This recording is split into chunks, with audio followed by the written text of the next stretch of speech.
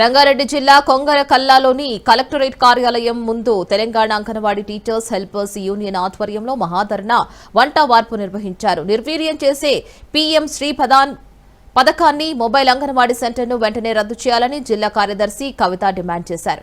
కేంద్ర ప్రభుత్వం తెచ్చిన నూతన జాతీయ విద్యా విధానం చట్టాన్ని రాష్ట్ర ప్రభుత్వం అమలు చేయకుండా ఆపాలని అన్నారు. Anganwadi teachers helpers mini teachers సమస్యలు వెంటనే పరిష్కరించాలని కోరారు. వీటి కోసం అసెంబ్లీ బడ్జెట్ సమావేశాల్లో తగిన కేటాయింపులు పెంచాలని కోరారు.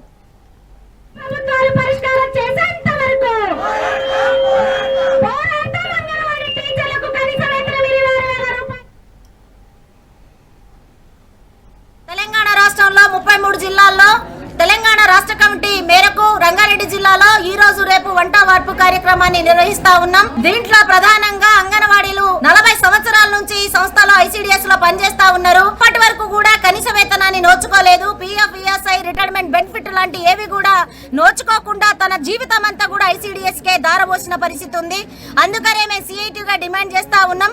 కొత్త గవర్నమెంట్ తీసుకొచ్చే దాంట్లో కాంగ్రెస్ గవర్నమెంట్ ని ఎంచుకునే దాంట్లో అంగన్వాడీలు ప్రధాన పాత్రని పోషించారు. కానీ ఈ రోజు కాంగ్రెస్ గవర్నమెంట్ కి అంగన్వాడీ టీచర్లు అసలు ఎక్కడ కూడా కనిపిస్తున్న పరిస్థితి లేదు. ఏదైతే కొత్త గవర్నమెంట్ వచ్చిన తర్వాత మినీ టీచర్లని మెయిన్ టీచర్లు చేస్తామని చెప్పి ఉన్నారు. సంవత్సరం కాలం పాటు కూడా ఒక 2 నెలల జీతం ఇచ్చి సంవత్సరం నుంచి కూడా వేతనాలు ఇవ్వని పరిస్థితి ఉంది. అలానే ఈ అంగన్వాడీ టీచర్లకు వాళ్ళకు కనీస వేతనం లేకోకుండా చాలా తక్కువ వేతనంతో పనిచేస్తా ఉన్నారు. అంగన్వాడీ సెంటర్లలో మౌలిక సదుపాయాలు కల్పించుకోకుండా పిఎంసి యోజన పథకం కింద ఈరోజు ప్రైవేటు వ్యవస్థకు ఐసిడిఎస్ ని అప్పచెప్పాలనే నిర్ణయాన్ని ఈరోజు రాష్ట్రం అమలు చేయాలని చూస్తా ఉంది. నూతన జాతీయ విద్యా విధాన చట్టాన్ని తీసుకురావాలని చెప్పేసి కూడా ఇవ్వకుండా అనేక సమస్యలతో ఉంది. అందుకనే ఈ రోజు రేపు వంట వార్పు కార్యక్రమాన్ని తీసుకున్నాం. ఈ ప్రభుత్వాలు కనుక అసెంబ్లీ సమావేశాల సందర్భంగా రేవంత్ రెడ్డి గారు మా టెంట్ల వద్ద దగ్గరకు వచ్చి మాట్లాడిన హామీలు ఏవైతే సమ్మెకాలపు వేతనం ఆ డిమాండ్లను పరిష్కారం చేయకపోతే